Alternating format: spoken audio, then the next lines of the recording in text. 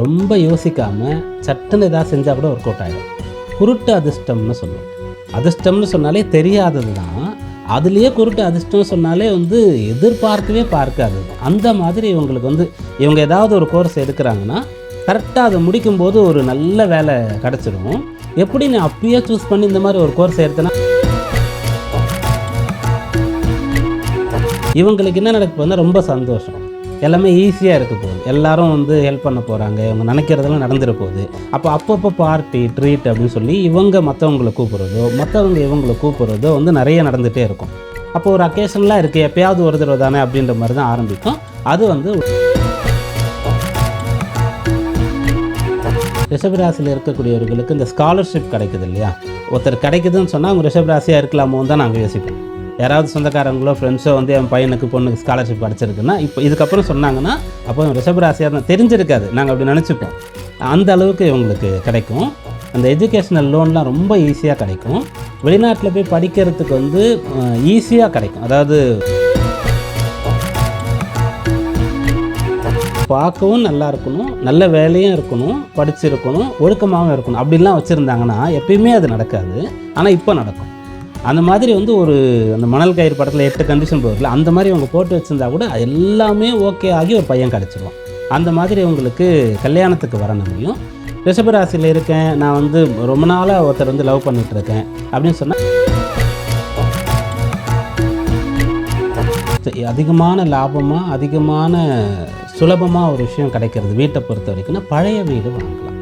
ஏன்னா இவங்களுக்கு பலன் தரப்போகிறவரே சனி தான். அவர் 11ஆம் இடத்தில் இருக்கார். சனின்னு சொன்னாலே பழசை தான் கொடுப்பார். பழசுன்னு சொன்னால் அது நல்லாவும் இருக்கும் பழைய வீடு. ஆனால் அது ரொம்ப பாடடைஞ்சு போயிட்டு அதை நம்ம திரும்ப ரீஒர்க் பண்ணால் தான் இருக்க முடியும் அப்படின்ற மாதிரி இருக்காது. புதுசாக லவ் பண்ண போகிறாங்கன்னு சொன்னால் கொஞ்சம் ரிஸ்க்காக இருக்கும். ஏன்னா அந்த எல்லாமே சாதகமாக இருக்கிறதுனால இதுவும் ஈஸியாக தான் இருக்கும், கரெக்டாக தான் இருக்கும் நம்ம முடிவு எடுத்தா அப்படின்ற மாதிரி ஓவர் கான்ஃபிடென்ஸ் வந்துடும்.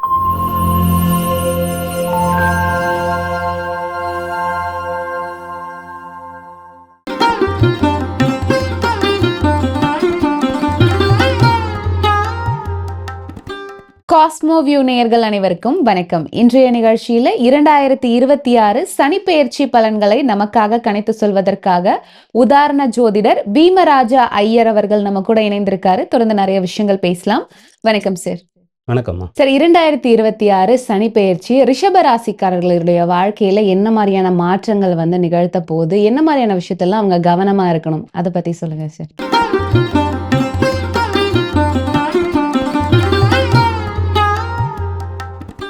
ரிஷபராசிக்கு இந்த சனிப்பயிற்சி ஒரு பொற்காலம்னு சொல்லலாம். அந்த அளவுக்கு ரொம்ப அதிகமான பலன்களை கொடுக்கும். அசுப கிரகங்களை பொறுத்த வரைக்கும் 3, 6, 11ன்னு சொல்லக்கூடிய ஸ்தானங்களில் இருந்தால் நல்லது. அந்த இடங்கள்லையே 3ஐ விட 6 சிறப்பு, 6ஐ விட 11 சிறப்பு அப்படின்னு சொல்லலாம். அப்போது ரொம்ப சிறப்பான இடத்துல சனி இருக்கார். இது ஒன்று. இதே 11ஆம் இடத்துல வேறொரு ராசிக்கு சனியும் இருப்பார். அதுவும் நல்ல பலனாக தான் சொல்லுவோம். ஆனால் ரிஷபத்துக்கு எப்படி இது பொற்காலம்னு சொல்கிறோம்னா, ரிஷபராசி அதிபதியாக இருக்கக்கூடிய சுக்கிரனுக்கு இந்த சனி நட்பு கிரகம். எப்போ நம்ம இவங்களுக்கு நல்லது செய்யலான்னு காத்துட்டே இருக்கிற மாதிரி. இப்போது ஒரு நல்ல கோடீஸ்வரர் நிறைய பொருள் சேர்த்து வச்சுட்டு பொண்ணுக்கு எப்போ கல்யாண வயசு வரும், நான் பண்ணுறதுக்கு ரெடியாக இருக்கேன், அப்போ நான் இவங்களெல்லாம் கல்யாண விஷயமா நான் கூப்பிடுவேன்னு சொல்லி காத்துட்ருப்பார்ல, அந்த மாதிரி இருக்கும். அதே மாதிரி ஒரு பிஸ்னஸ் பண்ணிட்டு இருக்க ஒருத்தர் தன்னுடைய மகனோ மகளோ எப்போ அதை பார்த்துக்கிற அளவுக்கு, அதை டேக் ஓவர் பண்ணுற அளவுக்கு மெச்சூரிட்டி வருவாங்க, நல்லா படித்து முடிப்பாங்கன்னு காத்துட்டே இருந்து அவங்க வந்தவுடனே இதுக்கப்புறம் பார்த்துக்கோ நீ அப்படின்னு கொடுக்குறாங்க இல்லையா? அந்த மாதிரி இந்த சனி ரிஷபத்துக்கு எப்போ நம்மளால் நல்லது செய்ய முடியும்னு பார்த்துக்கிட்டே இருப்பார். பார்த்துட்டே இருந்து இப்போ அவருடைய டைம் ஸ்டார்ட் ஆயிருக்கு. ஸோ இந்த காலகட்டத்தில் அவங்களுடைய முக்கியமான முடிவுகள் எடுக்கணும் அப்படின்னா அது அவங்களுக்கு சாதகமாக அமைறதுக்கு வாய்ப்பு இருப்பா. குறிப்பாக வீடு வாங்கணும், இல்லை கல்யாணம் பண்ணணும், இந்த மாதிரி முக்கிய முடிவுகள் நம்ம வாழ்க்கையில் எடுக்கிறோம் அப்படின்னு சொல்லும்போது இந்த காலகட்டம் அதுக்கு உகந்ததாக இருக்குமா சார்? ரொம்ப கரெக்டாக சொல்லணும்னு சொன்னால் ரிஷபராசியில் இருக்கக்கூடியவங்க ரொம்ப பிளான் பண்ணாமல், ரொம்ப யோசிக்காமல் சட்டுன்னு ஏதாவது செஞ்சால் கூட ஒர்க் அவுட் ஆகிடும். குருட்டு அதிர்ஷ்டம்னு சொல்லுவோம். அதிர்ஷ்டம்னு சொன்னாலே தெரியாதது தான். அதுலேயே குருட்டு அதிர்ஷ்டம் சொன்னாலே எதிர்பார்க்கவே பார்க்காதது. அந்த மாதிரி இவங்களுக்கு இவங்க ஏதாவது ஒரு கோர்ஸ் எடுக்கிறாங்கன்னா கரெக்ட்டா அத முடிக்கும்போது ஒரு நல்ல வேலை கிடைச்சிரும். எப்படி நீ அப்பயே சூஸ் பண்ணி இந்த மாரி ஒரு கோர்ஸ் எடுத்தேன்னா அவங்களுக்கு சொல்லவே தெரியாது. ஏதோ அதான் கிடைச்சது, இல்ல அதான் ஈஸியா இருக்கும்னு நான் எடுத்தேன். அப்படி சொல்லுவாங்க. அது மாரி ஒரு 2 இடத்துல வேலை கிடைக்குதுன்னா, இவங்க ஏதோ ஒரு கம்பெனி வந்து வீட்டு பக்கத்துல இருக்கு. இல்ல இவங்களுக்கு ஏத்த டைமா இருக்கு அப்படின்னு சொல்லி ஏதோ ஒண்ணுத்துக்காக வேலைக்கு போனா, அந்த கம்பெனி வந்து டாப் 10ல வந்துரும். இன்னொரு கம்பெனி வந்து குளோஸ் பண்ணிடுவாங்க. அந்த மாதிரி இவங்க எடுக்கிற முடிவுகள்லாம் இவங்களுக்கே தெரியாம சாதகமா இருக்கும். ஓகே. உடல்நலம் சார்ந்து அப்படின்னா என்ன மாரியான விஷயத்துல இவங்க கவனமா இருக்கணும் சார்? உடல் நலத்த பொறுத்தவரைக்கும் இவங்க உணவு கட்டுப்பாடு அது கட்டாயம் இவங்களுக்கு தேவை. ரிஷபராசியில இருக்கக்கூடிய யாருக்கெல்லாம் வந்து கொஞ்சம் லாகிரி வஸ்துக்கள்னு சொல்லுவோம். தீய பழக்கங்கள் இருக்கிறதோ கட்டாயம் கவனம் தேவை. ஏன்னா, இத பயன்படுத்தக்கூடியது 2 டைம்ல பண்ணுவாங்கன்னு சொல்லுவாங்க. ஒருத்தர் வந்து மது அருந்துறார் சொன்னா, ரொம்ப கஷ்டத்துல இருக்கும்போதும் பண்ணுவாரு. ரொம்ப சந்தோஷமா இருக்கும்போது. இவங்களுக்கு என்ன நடக்க போகுதுன்னா, ரொம்ப சந்தோஷம். எல்லாமே ஈஸியா இருக்க போகுது. எல்லாரும் வந்து ஹெல்ப் பண்ண போறாங்க. இவங்க நினைக்கிறதெல்லாம் நடந்துற போகுது. அப்பப்போ பார்ட்டி, ட்ரீட் அப்படின்னு சொல்லி இவங்க மத்தவங்கள கூப்பிடுறதோ, மத்தவங்க இவங்கள கூப்பிடுறதோ வந்து நெறைய நடந்துட்டே இருக்கும்.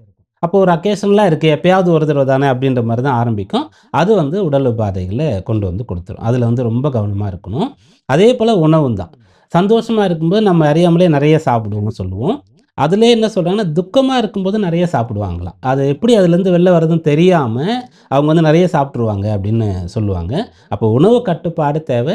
தீய பழக்கம் அறவே தவிர்க்கணும். இல்லன்னா குறைக்கணும். ஓகே. ரிஷபராசி மாணவர்களுக்கு இந்த வருடம் எப்படி இருக்கு? ரிஷபராசியில இருக்கக்கூடியவர்களுக்கு இந்த ஸ்காலர்ஷிப் கிடைக்குது இல்லையா? ஒருத்தர் கிடைக்குதுன்னு சொன்னா, அவங்க ரிஷபராசியா இருக்கலாமோன்னு தான் நாங்க யோசிப்போம். யாராவது சொந்தக்காரங்களோ, ஃப்ரெண்ட்ஸோ வந்து என் பையனுக்கு, பொண்ணுக்கு ஸ்காலர்ஷிப் கிடைச்சிருக்குன்னா, இப்ப இதுக்கப்புறம் சொன்னாங்கன்னா, அப்போ இவன் ரிஷபராசியா தான் தெரிஞ்சிருக்காது. நாங்க அப்படி நெனச்சுப்போம். அந்த அளவுக்கு இவங்களுக்கு கிடைக்கும். அந்த எஜுகேஷனல் லோன்லாம் ரொம்ப ஈஸியா கிடைக்கும். வெளிநாட்ல போய் படிக்கிறதுக்கு வந்து ஈஸியா கிடைக்கும். அதாவது இது வந்து ரொம்ப டஃப். இந்த கண்ட்ரிலாம் அவ்வளோ சீக்கிரம் போயிட முடியாது. நெறைய அதுக்கெல்லாம் டெஸ்ட் இருக்கு. அதெல்லாம் கிளியர் பண்ணணும்னு சொன்னா, அதெல்லாம் கிளியர் பண்ணி, இல்ல சிலதெல்லாம் எக்ஸம்ஷன்லேயே வந்து இவங்க வந்து கிளியர் பண்ணி வெளிநாட்ல போய் படிக்கிற யோகம் இருக்கு. ஓகே. பெண்களுக்கு இந்த வருடம் இந்த பெயர்ச்சி என்ன மாரியான மாற்றங்கள குடுக்க போகுது சார்? ரிஷப ராசி அப்படின்னு சொன்னாலே வந்து அது உலகியல் இன்பங்களை அனுபவிக்கக்கூடிய ராசி அப்படின்னு சொல்லுவோம். ஏன்னா அந்த ராசிக்கு அதிபதியா இருக்கக்கூடியவர் சுக்கிரன். அப்போ பெண்கள்னு சொன்னாலே அவங்களுக்கு வந்து கனவுகள் நெறைய இருக்கும். அப்போ கனவுன்னு சொன்னாலே வந்து எனக்கு இப்படிப்பட்ட ஒரு கணவன் வேணும். அப்படின்னு சொல்லக்கூடிய விஷயம் அவங்களுக்கு அதிகமா இருக்கும். அதில எப்படின்னா, பார்க்கவும் நல்லா இருக்கணும், நல்ல வேலையும் இருக்கணும், படிச்சிருக்கணும், ஒழுக்கமாவும் இருக்கணும். அப்படிலாம் வச்சிருந்தாங்கன்னா, எப்பயுமே அது நடக்காது. ஆனா இப்ப நடக்கும். அந்த மாதிரி வந்து ஒரு அந்த மணல் கயிறு படத்தில 8 கண்டிஷன் போடுவார்ல, அந்த மாரி அவங்க போட்டு வச்சிருந்தா கூட எல்லாமே ஓகே ஆகி ஒரு பையன் கிடைச்சிருவான். அந்த மாதிரி உங்களுக்கு கல்யாணத்துக்கு வரன் அமையும். ரிஷபராசியில இருக்கேன், நான் வந்து ரொம்ப நாளா ஒருத்தர வந்து லவ் பண்ணிட்டுருக்கேன் அப்படின்னு சொன்னா, இப்ப வீட்ல போய் பேசினா வந்து பெருசா ஒண்ணும் பிரச்சனை இல்லாம, அது அப்படியே அரேஞ்சுடு மேரேஜா மாறக்கூடிய அளவுக்கு பலன் கிடைக்கும். ரிஷபராசிய பொறுத்தவரைக்கும் இந்த வருடம் வந்து புது மனை வாங்கணும், இல்ல ஆல்ரெடி இடம் இருக்கு, வீடு கட்டணும் அப்படின்னு நினைக்கிறவங்களுக்கு இந்த வருடம் அது சாதகமா இந்த சனி பெயர்ச்சிக்கு அப்புறம் அமையறதுக்கான வாய்ப்புகள் இருக்கா சார்? 100% இருக்கு. இவங்களால மனை வாங்க முடியும், வீடு கட்ட முடியும். இத விட இன்னும் பெஸ்ட் அதிகமான லாபமா, அதிகமான சுலபமா ஒரு விஷயம் கிடைக்கிறது வீட்ட பொறுத்தவரைக்கும்னா, பழைய வீடு வாங்கலாம். ஏன்னா, இவங்களுக்கு பலன் தரப்போறவரே வந்து சனி தான். அவர் 11ஆம் இடத்துல இருக்காரு. சனின்னு சொன்னாலே பழச தான் குடுப்பார். பழசுன்னு சொன்னா, அது வந்து நல்லாவும் இருக்கும். பழைய வீடு, ஆனா வந்து அது ரொம்ப பாழடைஞ்சு போயிட்டு, அத நம்ம திரும்ப ரீவொர்க் பண்ணா தான் இருக்க முடியும். அப்படின்ற மாதிரி இருக்காது. அதிலே ஒரு 50 வருஷம் இருக்கலாம். அதன் பிறகும் கூட அதுக்கு வந்து வேல்யூ ஜாஸ்தி தான். அப்படிப்பட்ட கட்டுமானம், அப்படிப்பட்ட பழைய காலத்து அந்த ஒரிஜினல் தேக்கு மரம்லாம் போட்டு யூஸ் பண்ணி கட்டியிருக்காங்க. அந்த மாதிரியான வீடெல்லாம் வந்து இவங்களுக்கு அமையும். அதனால பழைய வீடு வாங்கணும்னு ரிஷபராசியில முடிவு பண்ணிட்டாங்கன்னா, பழைய வீடு கிடைச்சதுன்னு சொன்னா, அதுக்கு ஃபர்ஸ்ட் பிரிஃபரன்ஸ் வந்து குடுக்கலாம். ஓகே. ஸோ ரிஷபராசிய பொறுத்தவரைக்கும் இந்த வருடம் ரொம்ப அமோகமா இருந்தாலும், ஏதாவது ஒரு விஷயத்துல கவனமா இருக்கணும் அப்படின்னா என்ன விஷயம் சார்? ஆ ரிஷபராசியில அந்த பெண்கள் பத்தி கேட்கும்போது, காதல் திருமணங்களும் கைகூடும்னு நான் சொல்லியிருந்தேன். அதில நான் என்ன சொல்லியிருந்தேன்னா, ஆல்ரெடி இவங்க வந்து விரும்பிட்டு இருக்காங்க அப்படின்னு சொன்னா கைகூடும்னு சொன்னோம். இப்போ புதுசா அந்த முடிவு எடுக்குறாங்கன்னா, கொஞ்சம் கவனமா இருக்கணும். ஏன்னா, இவங்களுக்கு வந்து அந்த அனுபவம் வந்து குறைவாக இருக்கும். ஒருத்தர் கஷ்டப்படும்போது தான் நெறைய விஷயங்கள்ல கவனமா இருப்பார். புதுசா ஒருத்தர் வந்து வாகனம் வாங்கி ஓட்டுறாருன்னு சொன்னா, ஏதாவது ஒரு இடத்துல சின்னதா இடிச்சிட்டார், சின்ன ஆக்சிடென்ட் ஆயிடுச்சுன்னா, அந்த பயத்தோடயே ஓட்டுவார். கரெக்ட்டா ஓட்டிடுவார். நடக்கவே நடக்காத வரைக்கும் வந்து அவரு ரொம்ப வேகமா தான் போயிட்டுருப்பாரு. அவருக்கு அந்த எக்ஸ்பீரியன்ஸ் இருக்காது. ஆக்சிடென்ட் ஆனா எப்படி இருக்கும்ன்றது அவருக்கு தெரியாது.